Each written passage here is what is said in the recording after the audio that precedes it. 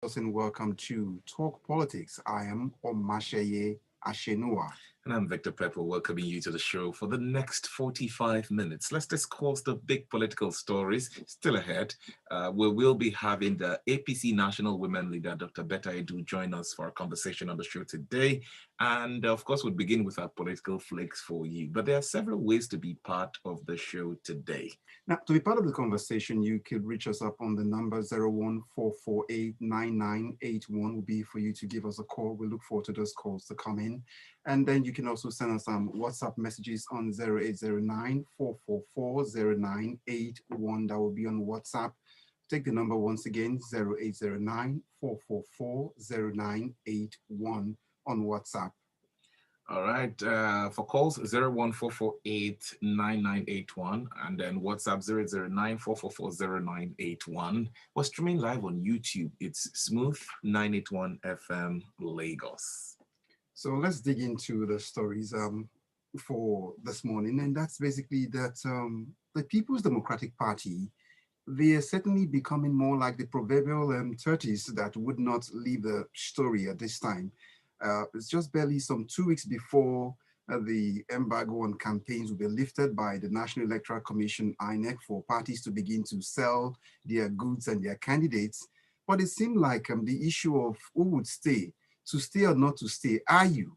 Well, it's still the issue with Iyosha Ayu as the chairman, but that notwithstanding, that's the week before this, the National Executive Committee of the party, NEC, had met to give him a life support to say, look, there's a vote of confidence on him to go ahead with what he's doing.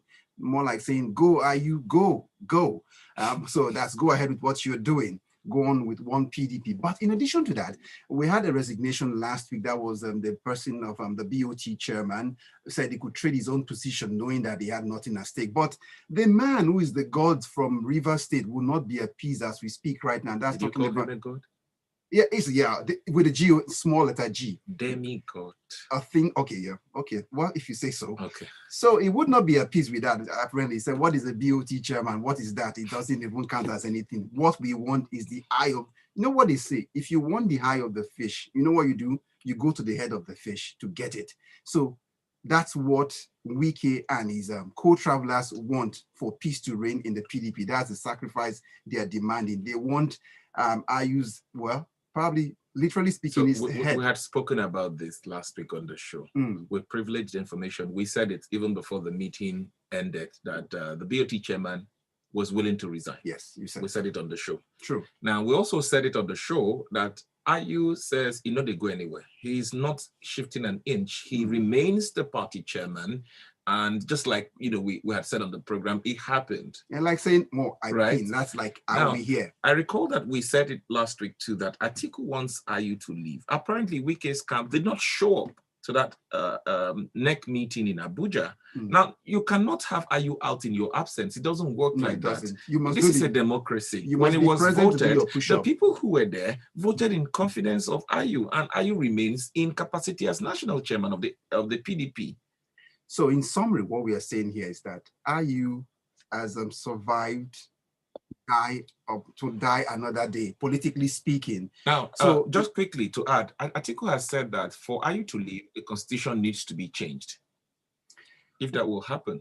But then, because there was a meeting yesterday, apparently, with some stakeholders in the Southwest region saying it's going to create a political constitutional logjam for the party if they intend to do it that way. So they could at least wait until the election is over and they can trust him to keep by his word, because all they're asking for, as soon as he emerges as the party's as a presidential candidate, and then probably if they win. But even in Oyo State, I believe yesterday, Sheyi Makinde, the governor there, was still demanding for the resignation. He's speaking as incapacity. Chairman. Of course, you know that the changes they're demanding is not coming into place because he is now the chairman of the People's Democratic Party Forum of Governors, because Tambawa had resigned also. So you see, there are two concessions there already to appease people from the South who Wike seem to be fighting their cause. But the issue at stake here is that as we speak, Iyosha Ayu is not in the confines of this country as we speak. He needs some fresh lease of life somewhere that Nigeria can afford right now. So he's been is in Europe now. It will be spending 2 weeks in Europe. What is it with Europe for some of our Nigerian politicians? Yeah, it's simply that maybe there are too many people around nosing into their affairs. So in Europe, people will never or maybe find perhaps out. they're just taking a break because the campaigns start on the 28th of September. So you need to be refreshed for it. By the way, our guest for today joins us. We'll be introducing our guest in a moment after the break. But let's talk about an incident that happened in Anambra State over the weekend. YPP's Senator Ifeanyi Ubah survived an assassination attack, and unluckily, six police officers lost their lives. It was a very sad one to come on a Sunday, because you know what the spiritual implication of Sunday is, and for that kind of black act to have happened, in the tail evening when the man was heading to his constituency, something very, very sad.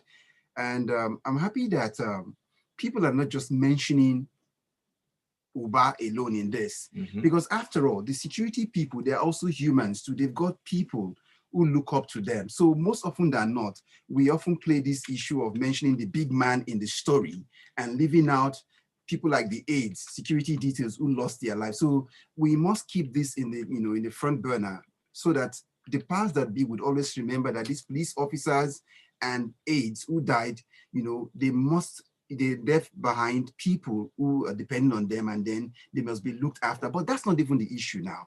Now, how did this man survive this? It was because he was driving in a bulletproof car. Very right. And now, so I can now deduce that it seemed that the rest of the convoy, it's only the big man's life that looks more important to be secured in a bulletproof car. Bulletproof cars are expensive, Omatseye. Let's say it as it is. Okay. Apparently, the senator was in a bulletproof car. The other cars, we can tell, wasn't. Now, the intricacies and the politics of Anambra State is quite deep.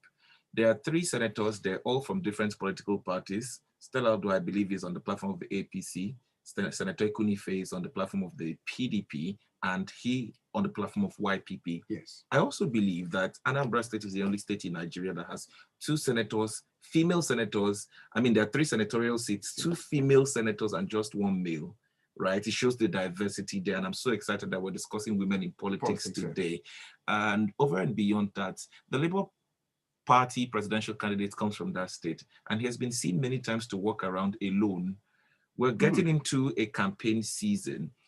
People who know him should advise that he needs to also beef up security. Look at what happened in Anambra State, where Senator Ifeanyi Ubah comes from. This is not the time for any politician to work freely, believing that, oh yes, God will protect you. I'm not ruling away the aspect of religion or whatever you believe in, but then you need to arm yourself so that we don't begin to accuse other political parties that, oh, they're the ones who did this attack. We need to go for a break, but we need to touch on one more story right before we go. Well, it's time for the Committee of Presidents in Africa and, of course, across the world are welcoming 2 persons who just assumed the role of leadership in their respective countries or domain. First, we must touch on William Ruto, who has become the 5th president now sworn in Kenya after all of the battle and court cases. He has succeeded against the wish of his boss, who they fell out, and then who was supporting Raila Odinga, who is the son of the first deputy president of Kenya. And incidentally, the outgone president is the son of the first president of Kenya. So it's like, it's a family thing. It just passes on. Just like you would also find in Anambra, where you talked about, in the southern region, where you have the Ubah brothers calling the shot in one senatorial district. Ubah and Chris. Well, so, some of them, I think their cousins are related somehow. So but you can call it just before we take that break, for me, Ruto, first day in office was yesterday, a very busy day for him. He has already drawn out his plans, and he says he's taking out fuel subsidy because it's not sustainable, and some other economic plans and policies that he has for the people of Kenya. Apparently, we need to take that break quickly so we get to our guest. So much to talk about, but we cannot. Time is not on our side. Stay with us. We'll be back in a bit. We have the APC National Women Leader joining us for this conversation, a woman I respect so much. We'll tell you about her, we'll give you her bio before we get into that conversation. Stay with us. 98.1. Doctor, good morning. Please unmute, we cannot hear you.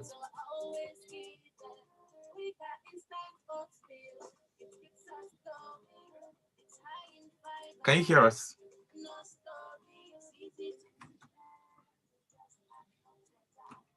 Unmute. Please, can you unmute from your end?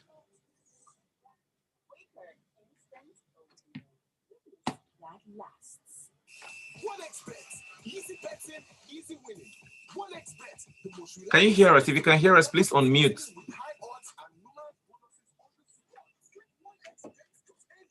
Wow. While we wait for her, we can drop it a little, come back number 2.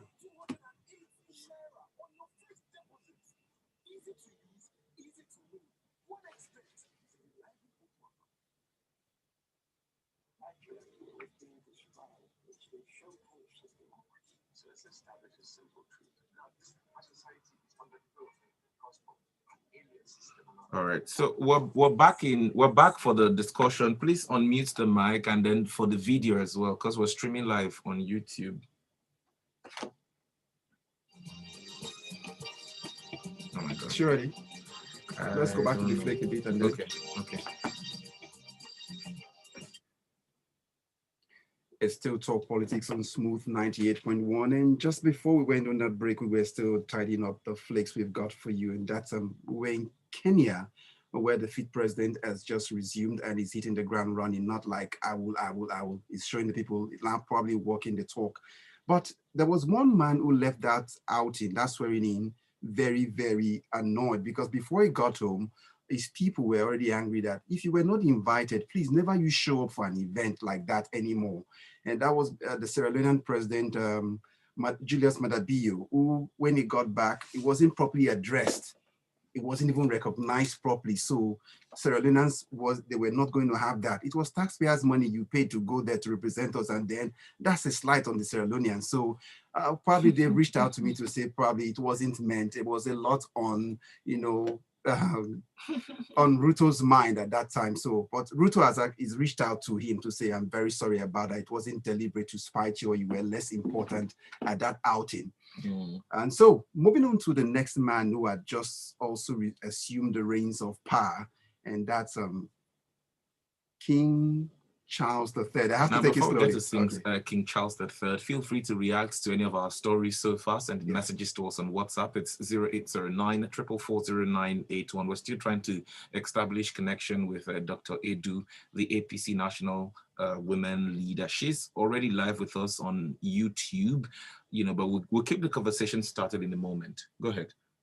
And so I was saying that now he has assumed leadership role in the UK, and so he's also part of the Commonwealth, to leading the Commonwealth and 14 realms, where the influence of Britain, was when they were expanding their empire back in the days. So it's been a tough 2 weeks running now for him, but so far he too, like every other person, has hit the ground running. So we want to see how it pans out, because there's been, it's always difficult when you take up a job when your predecessor set the bar very, very high, and people are looking at this is going to be more like the longest serving intern, the man who has served a long time as an intern on the job it was meant to take up for a very long time. He's going to go into the Guinness Book of Record for that, so he can't afford to fail at this time. But as we speak, that's what the situation is right now. And then the Queen is lying in state. Well, there will be a state funeral next week, Monday, the 19th. And world leaders September. Are booking their I don't think if you book your ticket right now, I doubt if you would even be able to make it to pay your last respect at this time. Well, Dr. Betta Edu, if you can hear us on mute so we can have the conversation. Now, you're listening to Smooth 98.1 FM here in Lagos, Nigeria, and we're about to have a conversation with regards women in politics as we target inclusion. Let's discuss the bigger picture for Nigerian women. Of course, the national woman leader of the ruling party, the APC, is our guest on the show for today. And hopefully we can have this conversation in the few minutes that we do have, discussing the plans for Nigerian women in general. They make up a huge number. I mean, our population, the Nigerian woman, you cannot talk about our population without talking about the number of women that we have that make up that population here in Nigeria, even the voting population, I dare say. Women, and from the data now we've been getting from the Independent National Electoral Commission, you can see that the two people demography that will call the shots for next year's election will be the women and the youths. And so most often than not, you see that with this number, you keep asking yourself, why don't we have the women and the youths in places of decision making if they have, such a large voting strength? So this is the issue. Why would, with all of these, factors, you still can't pull your strength together to make decisions and occupy, strategic positions that would give you influence? So this is where we are. We need to bring women to the table. We need more women in the corridors and on the table where decisions are made, because most often than not, when men make this decision, it will not be as if a woman was sitting there to feel it. So that's why we're hoping that our guest would come on board and let's have this conversation, because there's no better time to have this conversation than now. Our guest is one of the finest young Nigerians that I've come across, and for some of us who are listening as well, a medical doctor, a public health specialist, Harvard certified, former Director General, Cross River State Primary Healthcare Development Agency, and former Commissioner for Health in Cross River State, now the National Chairman, National Woman Leader of the APC. In fact, she was one time National Chairman of the Nigeria Health Commissioners Forum. The list is, of course, endless. We're still trying to establish connection so we can have this important conversation. Apparently time is not our friend, but we of course will be taking your calls in a moment. 014489981, 0809 as well on WhatsApp is the number to send that message across to us. Let's begin to take some of the messages that have come in already. Chris is reacting. He says, I'm surprised you call Anambra's situation diverse. That's nothing but confusion. A governor is from Abga and the senators from 3 different political parties. But it's interesting, and I like the diversity there in Anambra State. You know why? Because the governor is from Abga, All Progressives Grand Alliance, right? A senator is from YPP, another senator from PDP, another senator from APC. Isn't that interesting? Yeah, it is. It is. Really interesting, I tell you. Really interesting. We'll be talking to our guest in a moment. I see she's almost ready. But oh my goodness, a lot of this comment is so long from Ian. Let's take it. It says, okay. Victor, God bless you for that input. Bulletproof cars are extremely expensive, both to use and buy. You can't crane a bulletproof car in the workshop the way you would for the same models of the cars that aren't bulletproof. More importantly, I think that this conversation about bulletproof cars is an inferior argument. How many bulletproof cars would we have to buy? And we also use bulletproofs, keke, and BRT buses. The main issue is that our security architecture is in shambles. That's the issue. Even the guys who have to move in with armored cars and several escorts aren't having fun doing so. It costs them a whole lot, and some of them wish they didn't have to incur that cost. But they don't have many choices. So let's focus on fixing our insecurity issues and stop this argument about bulletproof and non-bulletproof cars. My thoughts. The bottom line again is, for the want of a nail, a shoe is lost. For the want of a shoe, a horse is lost. For the want of a horse, a rider is lost. So the thing is, while you fix infrastructure, the man too, who is your security aid and other persons, they too, they are humans now. Right. If not for the bulletproof cars we speak now, the issue, it would have been a different story, perhaps, for the senator, a 7th senator at that. And yet you'll be asking yourself why most senators don't go back home. It's for issues like this. They feel unsafe. So I see that Dr. Betta is with us, but perhaps also very busy where she is. Maybe we'll just have this conversation quickly so she can get back to her meeting. Dr. Betta, can you hear us? I see some people trying to take photographs with her. I think she's just coming out from an occasion there, but we'll quickly try to see if we can have this conversation so we, let her carry on with other activities. And we do understand, yes, because of this time that we're in, how busy, the politicians have become. But I see also that some of her aides are close to her. Please tell her we're live on air and we'll just have this conversation as quickly as possible. All right. Let's take another break. When we come back, we'll go straight right into the conversation with the APC woman leader. Okay, before you go, well, Ian is keen on this issue once again. Okay. And he said that if the security issues were not in the state that they're in, with the big man and the aide could have driven in regular cars and gotten home safely. All right. So Dr. Betta, let's have the conversation already. If you can hear us, please unmute. Okay, just a minute. Okay, we get you. All right. We'll take another break. Then when we come back, we'll go into our conversation for today. Stay with us.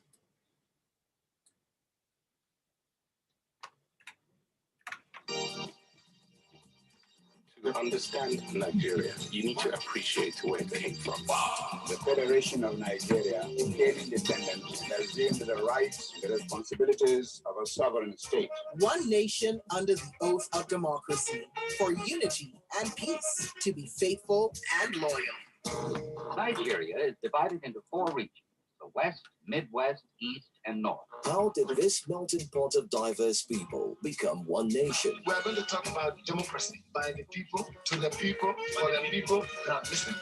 Our society is underdeveloping because of an alien system on our people. Let's talk politics and the state of the nation. So much corruption, promotion. Talk politics. Brand new on Smooth 98.1.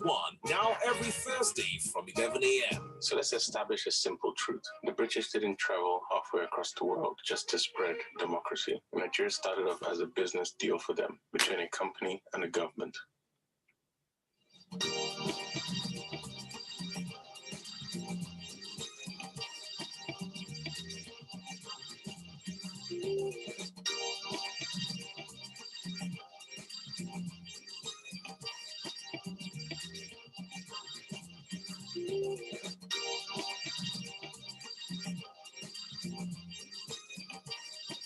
Hello, can you hear me? Yes, we can hear you. Okay, so I am ready for you guys. Hello? Yes, we can hear you. So we can go on now. Okay. Yeah. All right. Yes, you can go on. Thank you. All right, thank you so much for staying tuned in. You're listening to Talk Politics on Smooth 98.1. Our guest on the program is a certified medical doctor, a public health specialist, Harvard certified, former Director General, Cross River State Primary Healthcare Development Agency, former Commissioner for Health in Cross River State, former National Chairman of the Nigeria Health Commissioners Forum, and now the National Women Leader of the ruling party, the APC. Dr. Betta Edu joins us now. Good morning. Good morning, and thank you for having me. Thank you so much. We see that you're busy, and thank you for giving us a few moments of your time. So I'm actually at the villa right now. I know. For the program with the president, where he will be receiving the women and the Nigerian team from the Commonwealth. All right, great. Thank you so much. You've done really great. I mean, with your work in the health sector, and now Nigerians wait to see. It's on the larger scale now as the national woman leader of the APC. But let's get into the conversation. There's a report by the Gender Strategy Advancement International published in June that only 6% of women are active in Nigerian politics. Does this speak of underrepresentation of women in politics? Well, I would want to say it's true in a way. We have very few women who are actively participating in politics, and this is for different reasons. Some of it is due to financial barriers. cultural, religious barriers, and several other issues that has been raised by women while they're not actively involved in politics. In fact, when we see women participation in politics, it's usually around the time where it's time to vote and they need the numbers to come out, where you have more women coming out to vote, women coming out for campaigns. But basically in governance, in leadership positions, elective and appointive positions, you have very few women in government. Of course, like you already know, it's a trend which is not helpful for our development as a country, and we are doing all within our might to reverse it. Unfortunately, a legislation which should have helped improve the number of active women in politics was not assented to, or sorry, was not even passed as a bill at the National Assembly. We're only very hopeful that we can readdress this and get this bill that is gender sensitive through to empower more women and give them a seat at the table.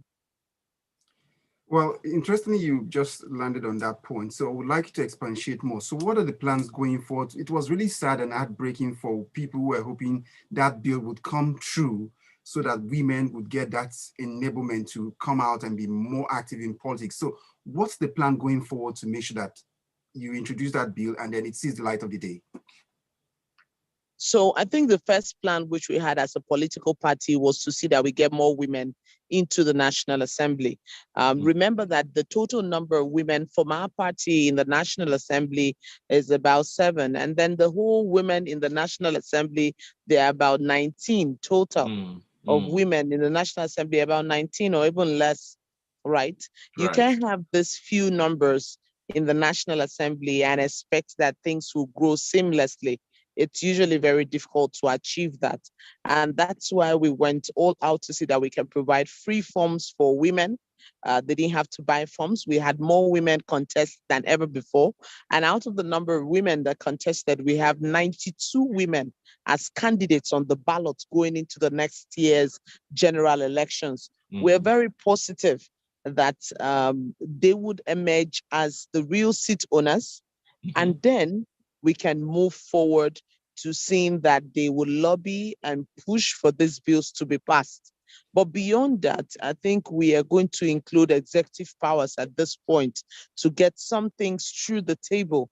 We're very positive that by God's grace, if when we win the next general elections, we can have someone who is very gender sensitive and who will be able to put his foot down to say, whether you want to take it as a law, this is an executive order that we should have 35% affirmative action for women. In fact, in his own words, that's Senator Bola Ahmed Tinubu, he says 35% is too small for the contributions women should make to nation building and development. So all of these are strategies which we have put in place, and we're very positive that that bill will be readdressed at both houses, that's the reps and the Senate, and then move to the president for his assent. Well, since you mentioned it already, you talked about the 35% affirmative action already. We're going to save that for the later part of the show, but since your incoming candidate has already mentioned it, let's just talk about it quickly. Now, what's your assessment of the APC in the implementation of the 35% affirmative representation for women so far? Well, in appointive positions, APC has given lots of women appointive positions, right? It's given them appointment at different levels. The challenge is with the elective positions, which before this point in time, we did not have women on the ballot. And we are very thankful that we're able to change that rhetoric now. As we speak, like I told you, there are 92 women. We even have a woman who is running for governor of a state, Adamawa State. The candidate presented by our party is a woman. And then, of course, several deputy governors are women, several senators are women, House of Rep members, House of Assembly members. This is the first time. The total we had last time running was less than 20 on the entire ballot, right, on our platform. But today we are having a situation where we have 92 This is over 100% increment, and we are grateful to the leadership of our party for getting this through. At least that is the starting point. We are pushing, training them. Day before yesterday, we just concluded there are 2 days training for all the female candidates on APC tickets. The training is all the electoral management process. What should you be doing? At what time? Media, this, that, the different angles, fundraising, whatever it is that needs to push you across that line. We want to equip them to go across the line and become fully elected officers of the various offices they are vying for. So these are active measures that we are taking to see that we can increase women participation in politics. It's so sad. In countries like Kenya, countries like Rwanda, countries like, these are African countries that are way smaller than us. We can't be the big brother of Africa. We can't be the giant of Africa. And yet we lack in the basic things of basically empowering women and giving them a seat at the table, mainstreaming them. It's not too much to ask for. Women have contributed a whole lot to this country, and we can't take that for granted. Now, you mentioned the Adamawa State candidate, which is a very special case. She's the only female, candidate in Nigeria, be it on the platform of the PDP or APC at the moment. Yes. That's Senator Aishatu Ahmad in Adamawa State. What support will she get to ensure that, in 2023, it's no longer business as usual? So we can say we have at least our first official female governor in Nigeria, and the hopes that someday we can have a female president in Nigeria. Well, a whole lot is being done for her right now.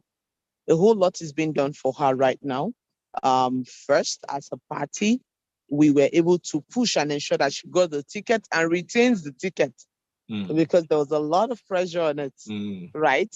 A lot of pressure, especially coming from the northern aspect of the country where they feel really women should not be even seen, not to talk of being heard that loud. And we're glad we achieved that. And what are her chances? Her chances are really very great. She is highly loved, highly respected, and we as a party, we have made up our minds to throw our weight behind her financially, otherwise, to ensure that she emerges as the next governor of Adamawa State and the first elected female governor in Nigeria. That's going to be a huge one for our party. And it's going to give a strong statement to say we are beginning to mainstream the female gender. Look at countries like China and the level of development that they have. Go and count how many governors in China, in those provinces, are women. It will amaze you. So these are not things we should think twice about. It should just be the normal. Dr. Betta, we'll come to you shortly, but let's quickly get to our listeners quickly so that they be part of this conversation. If you're listening, you can be part of the conversation by reaching us up on 01448-9981. That will be for you to call. And you can also give us a message on WhatsApp. 0809-444-0981 will be the number for you to be part of this conversation. So let's get back into the conversation once again. Now, I see that you're the presidential villa and quite busy, so we'll let you go in a moment, but let's talk about the women at the grassroots. There are women in the rural areas that their mobilization politically very strong. They always come out to vote in 2020. In all of the elections. I'll find out after this call how you try to encourage more women to take up more responsibilities, in Nigeria. But quickly, let's listen to this. Hello, good morning. We're fine. Talk to us. Okay, yes. Dr. Bella, welcome to... Dr. Betta. Dr. Betta Edu, welcome to the studio. We have followed your incursion into politics with interest for quite some time, and I see that you're very professional and articulate man. I congratulate you on your appointment as the national women's leader.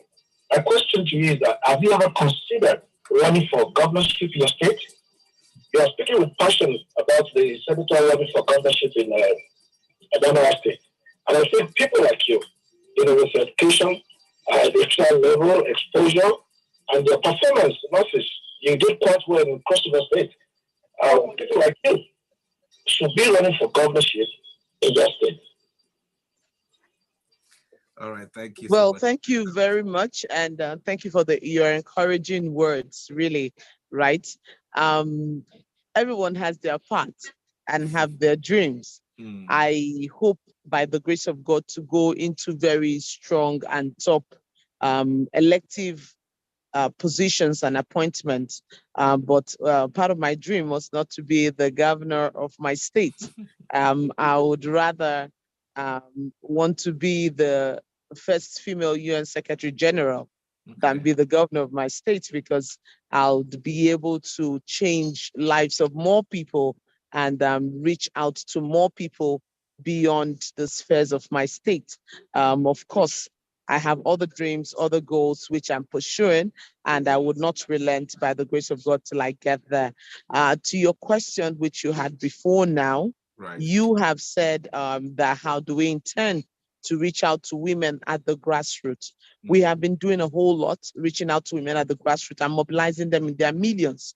Of course, if you have been following the news very closely recently, you will see that we have been carrying out free health outreaches for thousands of women in about 5 states now. We've been to about 5 states now, and we're still going forward with those interventions. We're also providing empowerment for petty traders, market women, to be able to improve on their businesses and support their families. These are things that APC National Women's Wing is doing to encourage women at the grassroots. Once you empower a woman economically, once you empower a woman financially, it's easy for that woman to begin to think of leadership and how she can be positioned in her society where she finds herself. So these are the little things which we're doing on a day-to-day basis to improve women participation in politics and give them that sense of belonging while giving them a seat on the table. All right. So before we let you go, because I see that you have to go right back into your activity for the day, there's been cultural impediments for women. How do we break the barrier? Sometimes when we talk to women, they complain that, oh, their husbands do not even let them get active into politics. Yeah. Sometimes religion as well impedes them from aspiring. You've told us that you like some other thing, humanitarian service. I mean, you're a medical doctor, a brilliant one at that.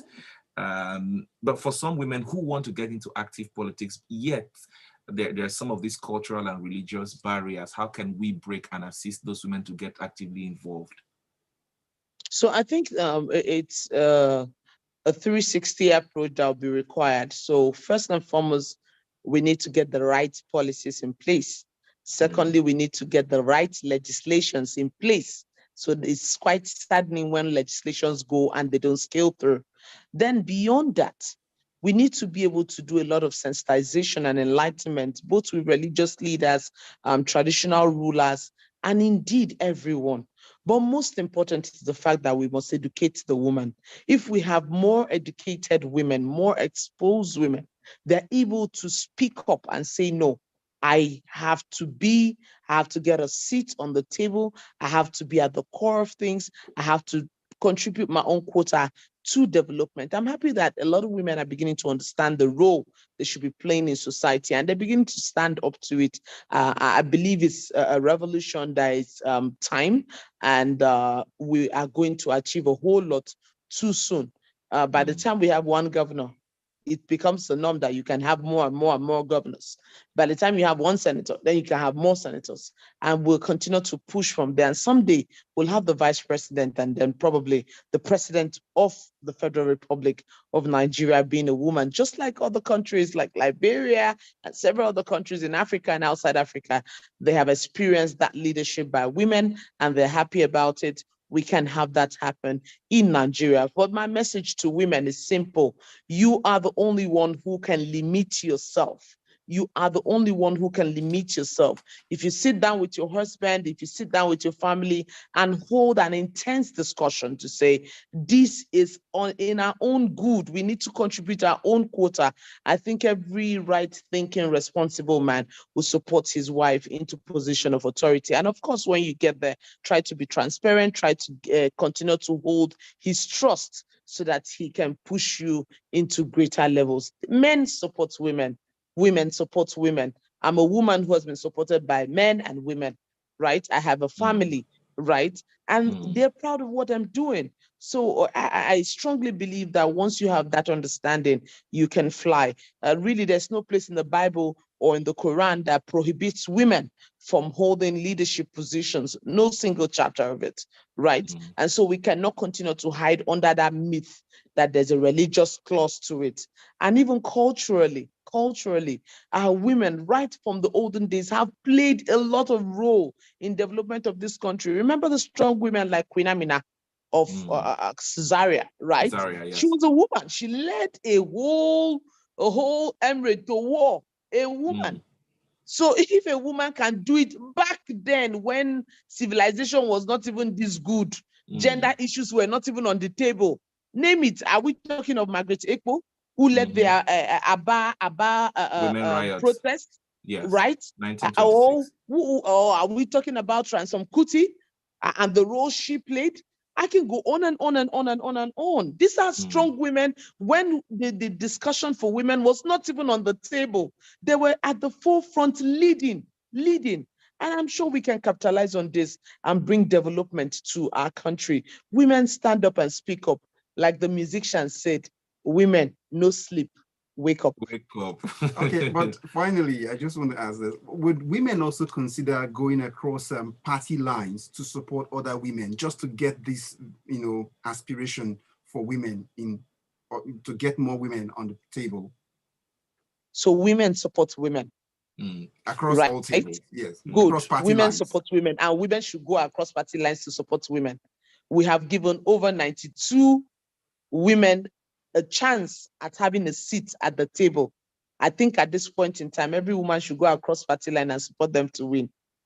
We must thank you so much, Dr. Betta Edu. So we let you go on at the presidential villa. Thank you for speaking to us. Next time you're in Lagos, we'd like you to be here in the studio talking to over 1 million Lagosians. Thank you so much. Have a good one. We sure will. Thank you so much. I appreciate it. All right. Let's take our final break on the program. When we'll come back, we'll wrap things up here. Stay with us.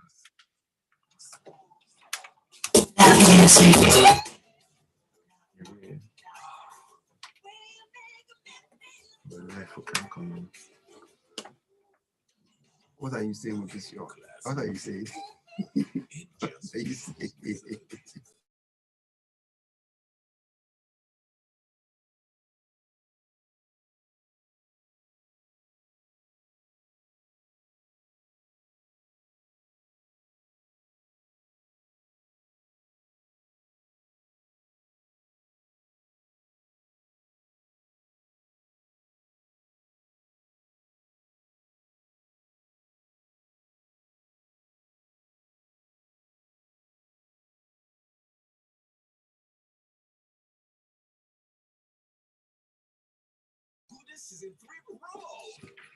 Hello guys on YouTube, thank you so much for joining us today. I hope you enjoyed the conversation. Yeah. I hope you enjoyed the conversation. Hello guys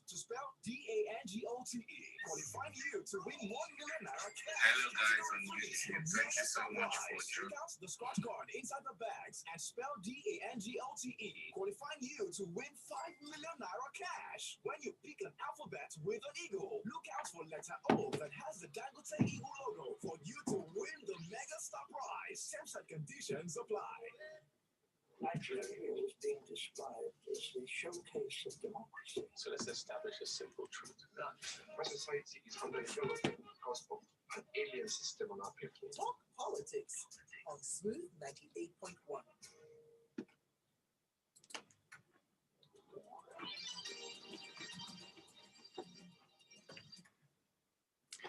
Let's still talk politics on Smooth 98.1. We're back and we just had a very brilliant conversation with Dr. Betta Edu, the national women leader of the All Progressives Congress, and on how we can get more women to be at the table of decision making. The time for sitting at home and being restricted by cultural barriers, as she says, it's all over right now. More women were needed to get these things done. But interestingly, what I want to pick out here quickly now, even if no one else will tell you this, is the fact that we were able to talk politics inside the presidential villa. She's, in fact, at this moment, they're trying to celebrate women as well at the presidential villa. Just last week, I believe, ladies in sports here in Lagos celebrated some of our athletes who had done Nigeria proud here in Lagos just last week, Friday. And the women are also taking some of these athletes to Mr. President to show that, oh, the women in Nigeria, over and beyond, they're doing well. Now, if you want to talk about entertainment, are women in Nigeria doing well? Excellent. In sports, they even beat the men. Oh, well. Not arguable. You know what? We can start a whole debate about that. But in finance, women are doing well. Yes. Now, there were a lot of other, professions where it was male dominated, but we're seeing women breaking in, except politics. Only 6% of women are active in politics in Nigeria across the states, across the National Assembly, and even at the federal level, at the kitchen cabinet of Mr. President. We cannot continue like this. Hence this conversation. We're gradually approaching 2023. I'm not even about appointments, elective positions where you stand in for that role, you get elected by the electorate, your constituents, and you stay in capacity for at least 4 years. Appointments, you can be fired at any time. Yeah, you mentioned campaign period is here already. See, any campaign I go out to, coverage and all of those, and I don't see women there, just move away from that campaign. They bring apart from all of the votes they bring into it, they bring color. They bring grace. They bring they pacify the tension eases when you see them around, and they have this way. Women are the best persons to sell ideas and party policies across.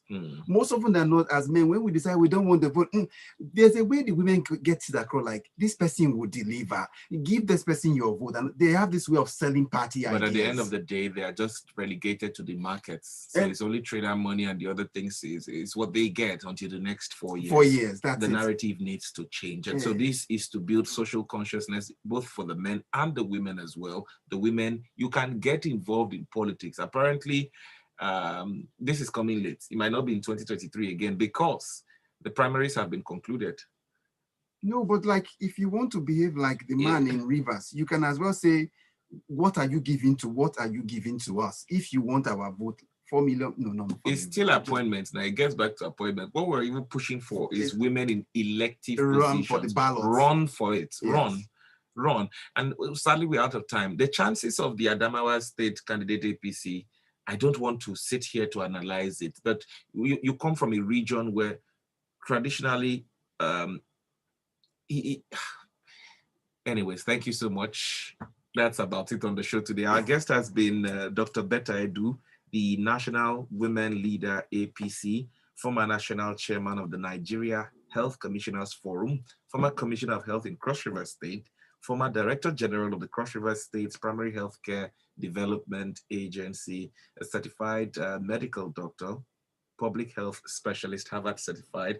The list goes on and on. We need more bright minds and women like this in politics. We have a lot of them, but they would rather run away from politics. Even as she said, running for office, I'm not sure about that. No, the thing is, know your calling. That's basically what I can take from what she said. So everybody identify your calling and pursue it. Let nobody stop you. Right. Whether you are a male or a female, we just have one life to live. We breathe oxygen like everyone else, and we bleed when we're hurt. So that's it. That's about it on the show for today. We'll do it again next week, Thursday at 11 o'clock. My name is Victor Pepple. I am Omatseye Atsenuwa. Thank you, Lagos. Lights, camera, sound, action. It's here. It's here.